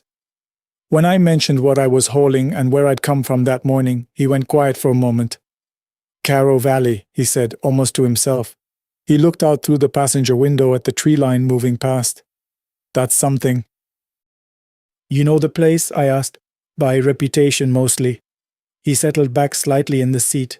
There was a patient there. This would have been in the late 70s, early 80s, that the staff had taken to calling the cartographer. No one used his given name, and at least not in conversation. He had what you might call an obsession, drew maps constantly on whatever paper he could get his hands on. The walls of his room were covered in them. I kept my eyes on the road. The Narrows was no place to lose focus. Maps of what? Roads. Routes through places he'd never been. But here's what made people uneasy. Some of those maps were accurate. Down to the curve, down to the grade of a hill, down to landmarks that shouldn't have meant anything to a man who'd been committed since his 20s. Walter paused, watching the road ahead. "They say some of the staff wouldn't go into his room after a while, room 114. What happened to him?" Walter was quiet for a moment. Outside, the tree canopy was thinning as the road descended from the highest part of the hills. "He died before the hospital closed, sometime in the mid-80s. They found him one morning sitting in his chair, a pencil still in his hand. A beat. The story that went around was that the last thing he drew was a road none of the staff could identify. I didn't say anything after that. I'm not sure what I would have said. We came out of the narrows into the broader valley on the other side, and the road flattened and straightened, and the sky opened up above us. That white November sky that gives everything equal shadowless light. Walter seemed to relax a little, the way people do when a difficult stretch of road is behind them. He asked me a few questions about the trucking life, the long hours, the solitude. What keeps a person going on those stretches where the road seems like it might go on forever? I answered honestly. He listened the way good listeners do, without preparing his next sentence while you're still talking. When we reached the outskirts of Harker's Mill, about 15 miles from Pemberton, he said I could let him out near the diner on the main street. He'd call his son from there, get the Buick sorted out. I pulled over at the diner. He climbed down to the sidewalk carefully and then turned back and looked up at me with those steady, pale eyes. Watch for the intersection at Mill Creek Road and Route 14, he said. The signage is poor on that corner. The main sign is mostly blocked by a tree branch. A lot of drivers miss the turn and end up adding 40 minutes to their trip. I thanked him. He nodded once and walked toward the diner, hands in the pockets of his vest, perfectly unhurried. I watched him in the mirror until he pushed through the door and was gone. I found the intersection exactly where he'd described it. The sign was there, but an oak branch had grown across the face of it and you could only read half the lettering. I would have gone straight past it without a second thought. I made the turn and reached the Pemberton University Archive building a little before noon. The archivist was a woman named Dr. Eleanor Marsh Sharp, methodical, and visibly delighted about the delivery, in the way certain academics get excited about things the rest of the world would call a pile of old boxes. She had a team waiting, and we unloaded everything efficiently and without incident. When the last item was brought inside one of the framed pieces in its cardboard sleeve, Dr. Marsh asked if I could stay a few minutes while she ran through a quick inventory check. I said I had no place urgent to be. She moved through the boxes with practice speed, cross-referencing against the manifest, making notes on a clipboard.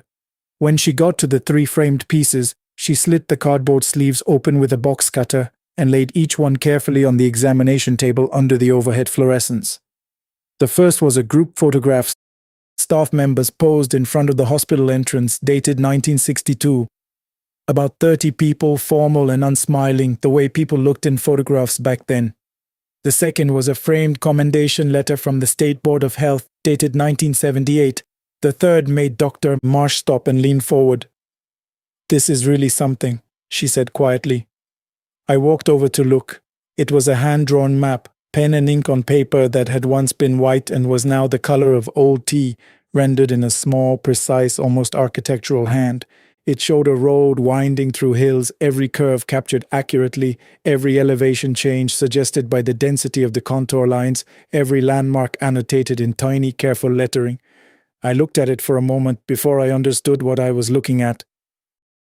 It was the route I had driven that morning, the county road from the hospital, the state highway heading north, the narrows, every bend of it drawn with a specificity that felt impossible, the long left-hander where I'd seen the Buick, the steepest descent, the point where the canopy opened, and there, at the bottom right of the map, the intersection at Mill Creek Road and Route 14, marked in that same small hand with a notation beside it. I leaned in and read it. Signage obscured. Easy to miss. I straightened up slowly. "Who drew this?" I asked. My voice came out steadier than I felt. Dr. Marsh turned the frame over. A paper label had been fixed to the backing board, the handwriting different from the map, an administrative hand, bureaucratic and plain. Patient John M. Carey, admitted March 1974, room 114. Deceased January 1986. Item removed from patient quarters at time of facility closure and retained with institutional inventory. I stood there reading it twice. "We've been working to trace some of these patients," Dr. Marsh said, setting the frame gently upright again. "The records from Carroll Valley are incomplete. A lot of the personal histories were never fully digitized, and some files appear to have been lost during the closure period. This particular patient was referenced extensively in the administrative notes." She looked at the map with evident admiration. "The staff apparently called him the cartographer." I asked after a moment whether any of the files contained photographs of patients. She looked at me with a slight curiosity, then said she'd check. It took her about 10 minutes. She came back with a manila folder and laid it open on the table beside the map. There was a single photograph inside, black and white, taken with a flash in a small room. The man in it was seated in a straight-back chair, looking at the camera without any particular expression. Not quite a smile, not quite blank. He was middle-aged in the photograph, but you could see the structure of the face clearly, the long angular lines of it, the quality of the eyes. In the photograph, his hair was still mostly dark, but the eyes were the same pale blue, clear and steady and unhurried. I have been driving long roads for 15 years.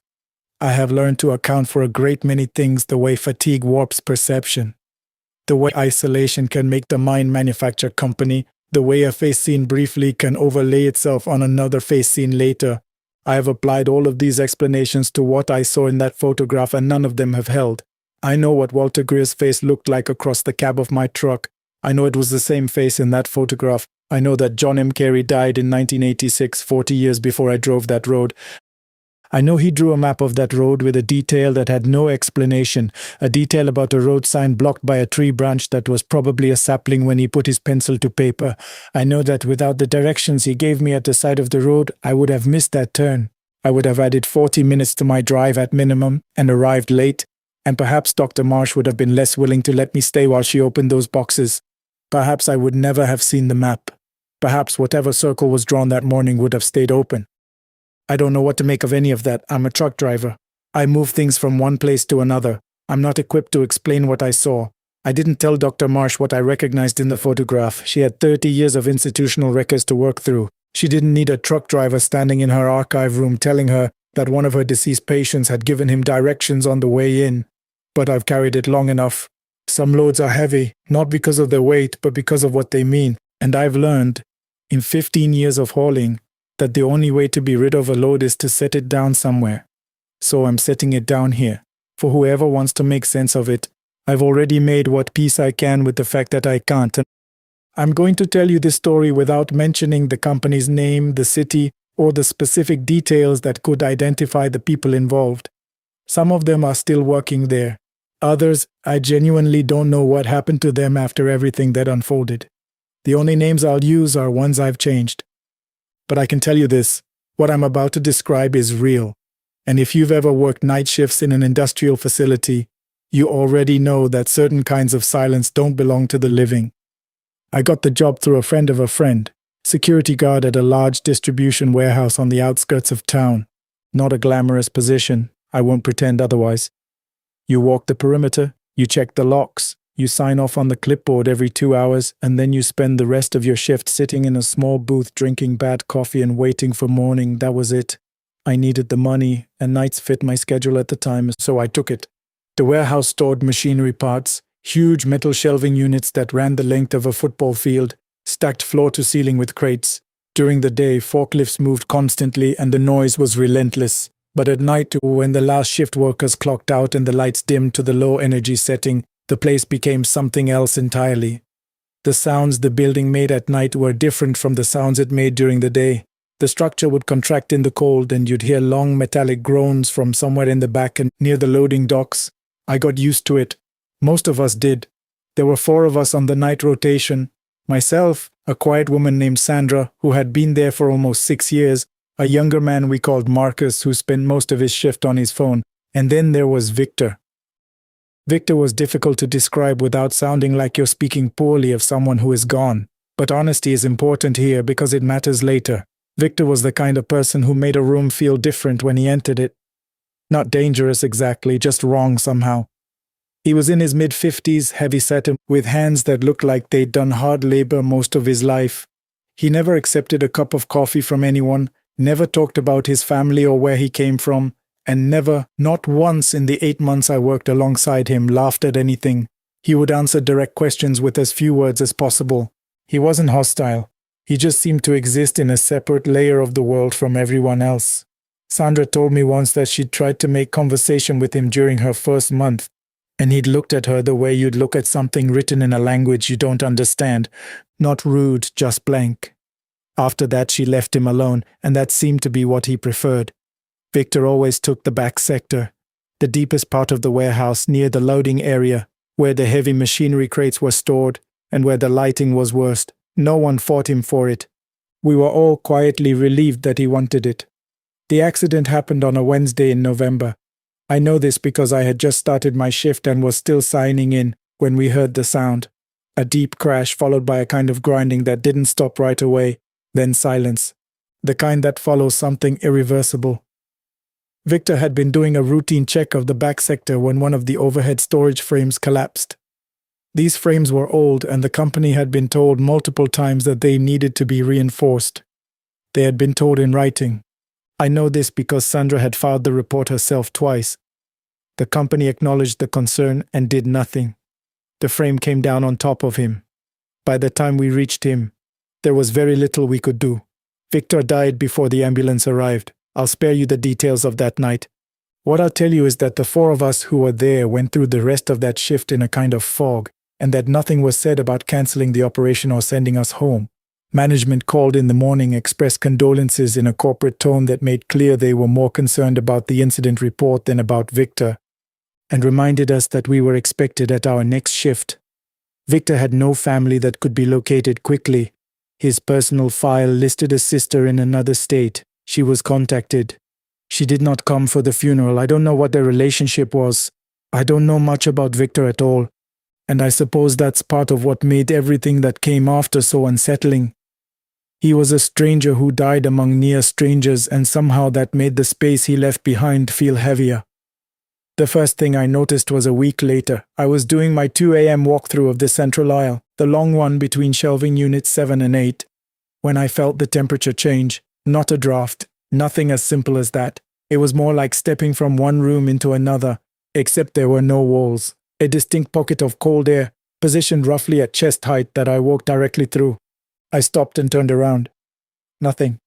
I checked the ventilation panels above me, all closed. I checked my watch.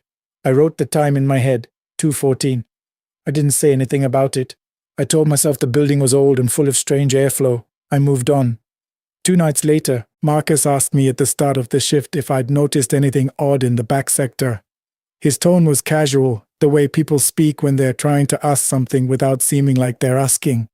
I told him I hadn't been back there since the accident. He nodded and didn't follow up, but I noticed he stayed out of the back sector the entire shift. Sandra was more direct, the way she always was about everything. I'm not doing the back sector anymore, she told our supervisor the following Monday. I don't care what you assign me, I'll do 2 sectors. I'm not going back there.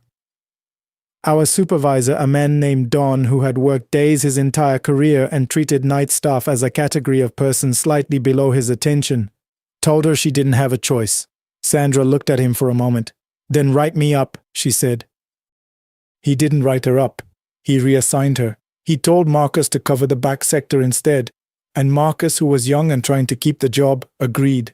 He lasted 4 shifts back there before he came to me during a break and told me what had been happening. I keep hearing someone walking, he said. He wasn't looking at me when he said it. He was looking at the floor. Not machinery sounds, not the building, footsteps, like someone walking the shelving rows. I've checked every time, there's no one there. I asked him what section of the shelving. He described the exact area where Victor had died. I want to be clear that I am not someone who believes easily in things I cannot explain. I'm practical. I like reasons, but I also believe in what I see, and what I see carries weight whether or not I can explain it. So I'll tell you what happened to me without dressing it up. Approximately 3 weeks after Victor's death, I was assigned to cover the back sector while Marcus called in sick. It was a Friday close to 3 a.m. and the building was particularly quiet. No wind outside, no traffic sounds from the highway that usually filtered in faintly. Just the low hum of the emergency lighting and my own footsteps on the concrete floor. I finished the first row without incident, the second row as well. I turned into the third row, which runs parallel to where the collapsed frame had been. The frame had been removed and the area had been cleaned and marked off with yellow tape, though the tape was already sagging at the corners unattended. I was halfway down the row when I became aware that something behind me had changed. Not a sound, not a movement, something more like a pressure, the way you sometimes know in a crowd that someone is standing too close behind you before you've actually registered any sensory information about them. I know how this sounds. I can only tell you it was real. I stopped walking. I stood still for a moment. The hum of the lights was steady. I turned around slowly. There was no one there. but Victor's work badge was lying on the floor in the middle of the aisle. I know what you're thinking. It had been there since the accident. Someone had dropped it, it had been overlooked in the cleanup, and that's the rational explanation. And I tried to hold on to it, but I had walked that row 6 minutes earlier and there had been nothing on the floor. I had specifically looked down, the way you do when you're in an unfamiliar area in low light. The floor had been clear. I picked up the badge. His photograph looked up at me, that same unreadable expression, present even in a work ID photo. I put the badge in my pocket, finished the walkthrough, and spent the rest of the shift in the booth with every light on that I could find a switch for. In the morning, I gave the badge to Don. I told him I'd found it during my rounds. He thanked me with the same energy he brought to everything we told him, which was to say none, and filed it somewhere. And that was the end of the conversation. The reports to the company began to pile up. Sandra wrote one, Marcus wrote two, I wrote one. We were each careful about what we said. No one used words like haunted or paranormal. We used phrases like unexplained disturbances and repeated anomalous temperature variations and documented reports of unusual sounds in Sector 4. We were professional about it. The company's response was consistent. They sent an inspector to check the ventilation system. The inspector found nothing wrong and submitted a report that cost someone a fee and resolved nothing. Management sent a follow-up email reminding us that the storage facility was compliant with all structural regulations. No one addressed the fact that Victor had died because it clearly was not. What the company seemed to be waiting for was for us to give up and stop reporting. What they didn't account for was the night the regional supervisor came for his quarterly walkthrough. His name doesn't matter. He was the kind of man who had spent his career in offices and visited field locations the way tourists visit places they feel vaguely superior to. He arrived at 10 in the evening, conducted his tour with Don acting as escort, made a series of observations about signage and clipboard formatting, and was clearly planning to leave within the hour. He asked to see the back sector. Don tried to steer him away from it. The supervisor insisted. I was at the other end of the building when it happened, but Sandra was in the adjacent aisle and heard everything. The supervisor had walked into the back sector and gotten about halfway through when he stopped walking. She said she could tell from his footstep pattern when something changed. Slow and even, then nothing. Then she heard him speak, though not loudly enough to make out the words. A question directed at someone. A pause. Then he came back out of the sector very quickly, with the kind of posture that a man like him would spend the rest of the evening pretending he hadn't had. He found Don immediately and told him he needed the sector fully cleared of personnel during his remaining time on site. He said there was a structural concern he'd noticed, and he didn't want anyone in there until a specialist reviewed it. Don nodded and agreed because he always agreed with whoever outranked him. The specialist never came, but within 2 weeks the company announced that the back sector was being decommissioned for renovation and that all materials stored there would be relocated to the northern facility. They never said why the change of plans. No memo, no explanation, just a directive that went out on a Tuesday and was implemented by the following month. I asked Don privately if the supervisor had said anything else after his visit. Don was quiet for a moment, which was unusual for him, since he normally filled silences with noise. He asked me how long that man had been working back there, Don finally said. I told him Victor had worked the back sector for years. He didn't say anything after that, just wrote something down. I asked what the supervisor had written. I don't know, Don said. I didn't ask. Sandra left the company about a month before the renovation was completed. She didn't make a big announcement. She just stopped showing up and eventually her gear was collected from her locker. Marcus was transferred to a different facility across town at his own request. By the time the back sector was fully cleared out, the only one of the original night crew still on site was me. The workers who came in to do the renovation were day contractors, and they treated the space the way contractors treat any commercial space, with the efficient indifference of people who have no history with a place. I watched them work a few times during handoff hours. Nothing seemed to bother them. They removed the old shelving, poured new flooring over the area where Victor had died, replaced the overhead lighting with a system that was actually adequate for the first time. When it was done, the space looked like a different room. Bright, clean, no shadows in the corners. Whatever it had been before, it looked like nothing now. I can't tell you with certainty what Victor was. I can't tell you whether what we experienced was him specifically, or simply what accumulates in a place where something terrible happened to someone who had no one. What I can tell you is that once the back sector was dismantled, once the floor was replaced and the frame was gone and there was no physical remnant of any of it, the building felt different. The sounds it made at night went back to being just a building. The temperature in the central aisle was consistent. The footsteps Marcus had heard stopped before he even transferred. I stayed at that job for another year after the renovation. Nothing else happened. Either we had been wrong about all of it, which I don't believe, or whatever had been there had no more reason to stay once the place it had known no longer existed. I think about Victor sometimes, about the fact that I spent 8 months working alongside him and learned almost nothing about him, about how his family didn't come when he died, and how his badge ended up on the floor of the row where he was killed, about whether any of it would have been different if someone had just made the effort to know him. I don't have an answer to that. What I know is that when a person dies alone among people who are essentially strangers, in a place the company already knew was unsafe and no one is held responsible, and the building keeps running and the shifts keep going and the clipboards keep getting signed, something lingers. I don't know what to call it, but it was there, and I am reasonably certain it was him. Some details in this account have been altered to protect the identities of those involved. The core events are described as accurately as memory allows. The story I'm about to tell happened when I was 10 years old. I want to be clear about something before I start. I know how this sounds.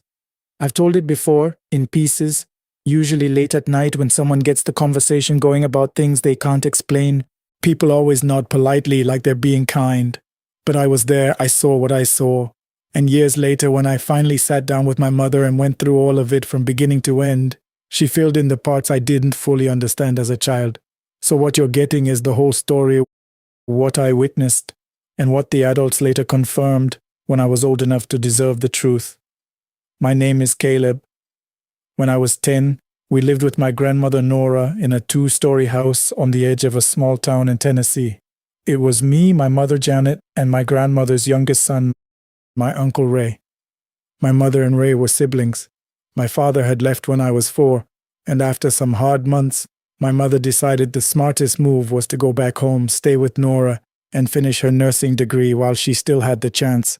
My grandmother agreed without hesitation. That was how she was. The house was always open. Ray was 31 at the time and had been living with Nora for a while himself. He was a contractor, not the kind that works for a company. He bought rundown properties, fixed them up himself, and sold them. Sometimes he made decent money. Other times the work dragged on and cash got tight. But Ray was the engine of that household. He paid most of the bills while my mother studied, and he had the kind of energy that made you believe things were going to be fine even when they weren't. He was loud, funny, always had a project going, and he treated me more like a little brother than a nephew. Those are the good things I remember about Ray. I have to say them first because of what came later. The house he was working on that summer belonged to a woman named Hattie Coles, who had died some months before. She had no children and no close relatives willing to deal with the estate. The county ended up handling it, and Ray bought the property through a foreclosure auction for almost nothing. It was a farmhouse about 12 miles outside of town, sitting alone on a plot of land that hadn't been farmed in decades. The neighbors said Hattie had lived there alone for 30 years, that she had stopped leaving the house entirely sometime in the last 10, that she had become by most accounts deeply bitter about the world and everyone in it. Ray spent 2 weeks gutting the place before he found the desk. He described it to us the night he brought it home, standing in the kitchen with the kind of excitement most people reserve for lottery tickets. He said it was in the back bedroom, tucked into an alcove that had been half hidden by collapsed shelving. It was a writing desk, dark wood, with a drop front panel that folded down to reveal a writing surface lined in green felt. The inside had small compartments and pigeonholes. The hardware was brass. He said it was the most beautiful piece of furniture he'd ever seen in a house he was supposed to be tearing down. I asked the county rep, he said, still smiling as he washed his hands at the sink. They said anything left on the property was mine to do with as I please. My grandmother looked at the desk the way you look at a stray dog that might be friendly and might not be. She walked around it twice. You don't know where this came from, she said. It came from inside the house, Ray said, laughing. I know exactly where it came from. That's not what I mean, she said, but she didn't push it further. Ray was already moving it into the corner of the living room, clearing space, setting it up just so. That night he sat at the desk for 2 hours going through contracts and invoices. He said the writing surface was perfect, said it felt like the right height, the right angle, that everything just worked. He seemed genuinely happy. Looking back now, I understand that the desk had already started. The change in Ray wasn't sudden. That's the thing about it that makes it hard to describe. It wasn't like a switch flipping. It was more like the way a photograph fades. You don't notice it day by day, but then one morning you hold it up to the light and you realize the color is gone. Ray had always been a morning person, up at 6, coffee on, radio playing. Within 2 weeks of the desk coming into the house, he wasn't sleeping well. He sat at the desk late into the night. When I got up to use the bathroom, I'd see the light under the living room door. I'd hear the slow, deliberate slide of the drop front panel closing, not moving, closing, like he was putting something away that he didn't want anyone to see. He stopped being funny. That was the first real thing I noticed, because it was Ray's humor that made the house feel warm. He still talked, but now his words had edges. He made small comments about my mother studying things like, "When exactly is this degree supposed to happen?" in a tone that wasn't joking. My mother would go quiet. My grandmother would change the subject. I would look at my plate. The desk was always the center of it. He never stopped using it. He started moving things to it, personal papers, mail, things that had always sat on the kitchen counter or in his truck. It was as if the desk had become the only place he felt comfortable. That was when I first saw her. It was a Saturday afternoon. Ray had gone out to pick up lumber, and I wandered into the living room looking for the television remote. The desk was closed, the room was empty, but sitting in the chair in front of the desk with her back to me was a woman. She was old. She wore a dark dress, the kind with a high collar and long sleeves, the kind you see in photographs taken 100 years ago. Her white hair was pulled up tightly. She was not moving. She sat completely still, both hands resting flat on the surface of the closed desk panel, as if she was waiting for something. I stood in the doorway for too long. Long enough for her to know I was there, I think, because she turned her head, not her whole body, just her head, and looked at me over her shoulder. I ran to my room and didn't come back downstairs until I heard Ray's truck in the driveway. I told my mother that night. She listened with the patient, slightly distracted attention of a woman trying to finish a chapter before bed. She told me I was probably still half asleep, that the house made funny shadows in the afternoon. She kissed my forehead and went back to her book. I lay in the dark and decided not to say anything else about it. At least not then. By August, Ray had stopped taking new jobs. This was catastrophic for the household, but he didn't seem to understand that. He said he was focusing on the Hattie Coles property, that once he sold it, everything would be fine. But he wasn't going to the property. He was sitting at the desk. My grandmother confronted him once I heard it through the floor of my bedroom, both of their voices rising and then Ray's going cold and flat in a way that scared me more than if he had kept shouting. The woman at the desk appeared more frequently after that, always when Ray was out of the room, always sitting with her back to me at first, and then as the weeks went on, turning to look at me faster, as if she'd been expecting me to come in, as if we had an appointment. She never stood up when I was watching. She never moved from the chair. But her face was not kind. It was the face of someone who had been angry for a very long time and had stopped trying to hide it. I tried to tell my grandmother. I explained it carefully, the way I had been thinking it through. The woman, the dark dress, the white hair, the way she always sat at the desk when Ray was gone. My grandmother set down her coffee. She looked at me for a long moment without speaking. "What does she look like?" she finally asked. I described her. My grandmother picked up her coffee again, stood up, and walked out of the kitchen. I followed her. She went to the living room, looked at the desk, and looked at it for a long time. Then she turned to me and told me to go play outside. Her voice was steady, but her hands were not. That night I heard her on the phone. I couldn't make out most of the words, but I heard the name Hattie Coles. The worst night was in September. Ray had been awake until after 2 in the morning at the desk. I heard him finally come upstairs, heard the floor settle. I had been lying in bed, not asleep, in the way you can't sleep when a house doesn't feel right and you can't explain why. After the house went quiet, I closed my eyes. I don't know how much time passed before I opened them again. The woman was standing in the doorway of my room. This was new. She had never left the desk before. She was standing upright, which was different from sitting, and she was taller than I had realized, and in the dark of the hallway behind her there was nothing. Not the dim light from the window at the end of the hall, not the glow from the bathroom nightlight. Just nothing, as if the hall itself had been covered over. She looked at me. Her eyes were not right. I will not describe them in more detail than that, because even now I don't have words for it that feel adequate, and what I remember is mostly the feeling rather than the specific image. I could not move, not because I was frozen with fear in the way people describe it was more physical than that.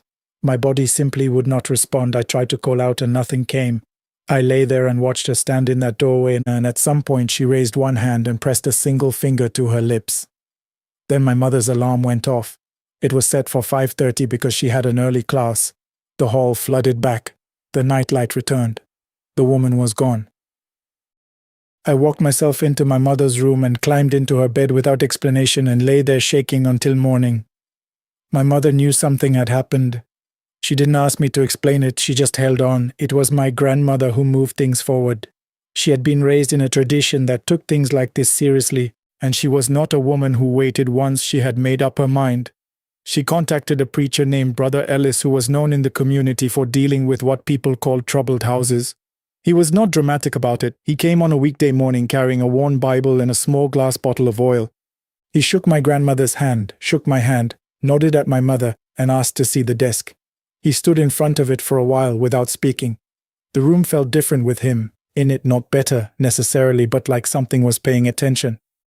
Then the desk moved. Not much. The drop front panel pushed outward slightly, as if someone inside was pressing it from within.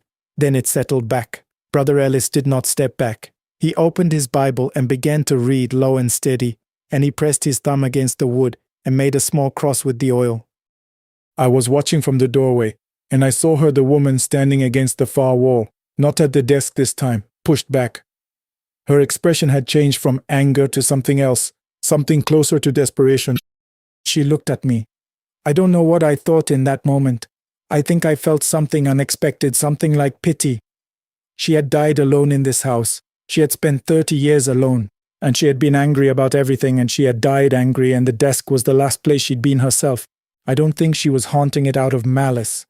I think she just hadn't left yet, and Ray sitting at her desk every night had kept her there, had fed something in her that should have been allowed to go quiet. Brother Ellis raised his voice for just a moment, a few words I didn't fully hear, and then the room shifted. I felt it physically, like pressure releasing. The woman against the wall faded, not dramatically, gradually, like the way a sound fades when you walk away from it. When Brother Ellis closed his Bible, the room was just a room again. Getting rid of the desk proved harder than expected. Ray had to be convinced, and convincing Ray of anything at that point required patience none of us had in large supply. He had become, by September, a version of himself that none of us fully recognized. But my grandmother sat with him for 3 hours that afternoon, just the two of them in the kitchen, and whatever she said, it worked. I don't know exactly what was said. I was told years later that she told him about Hattie Coles, that she told him what she had learned from the neighbors, from the county records, from the phone calls she'd made after my description of the woman in the chair. Hattie Coles had been a deeply difficult woman in life. She had driven away everyone around her. She had spent her final decade believing the world owed her something it had never delivered. She had died at that desk, according to the neighbor who found her slumped forward over papers no one could read. Ray agreed to let the desk go. He loaded it into his truck himself. He drove it to a man who dealt in estate items and told him to do whatever he wanted with it, sell it, donate it, he didn't care. He took nothing for it. The first week after was rough. Ray was exhausted and disoriented, like someone coming off a long fever. He slept for most of 2 days. He was quieter than normal, not cold, just reduced, like he was finding out where all his edges were again. But by the third week, he came downstairs at 6 in the morning and made coffee and turned on the radio. And by October, he made me laugh for the first time in months, something small, something stupid. A joke about the neighbor's dog that I don't even remember specifically. Just the kind of thing he would have said before. He looked a little surprised when it happened, like he had almost forgotten that was something he could do. He finished the Hattie Coles property by the end of that year. He sold it. He moved on to the next project. He worked steadily from then on. He never fully went back to who he was before the desk. Something in him was a little quieter, a little more guarded about certain things. But he was himself. He was Ray. I had a long conversation with my mother about all of it when I was 23. We were at her kitchen table, late enough that there wasn't anywhere else to be.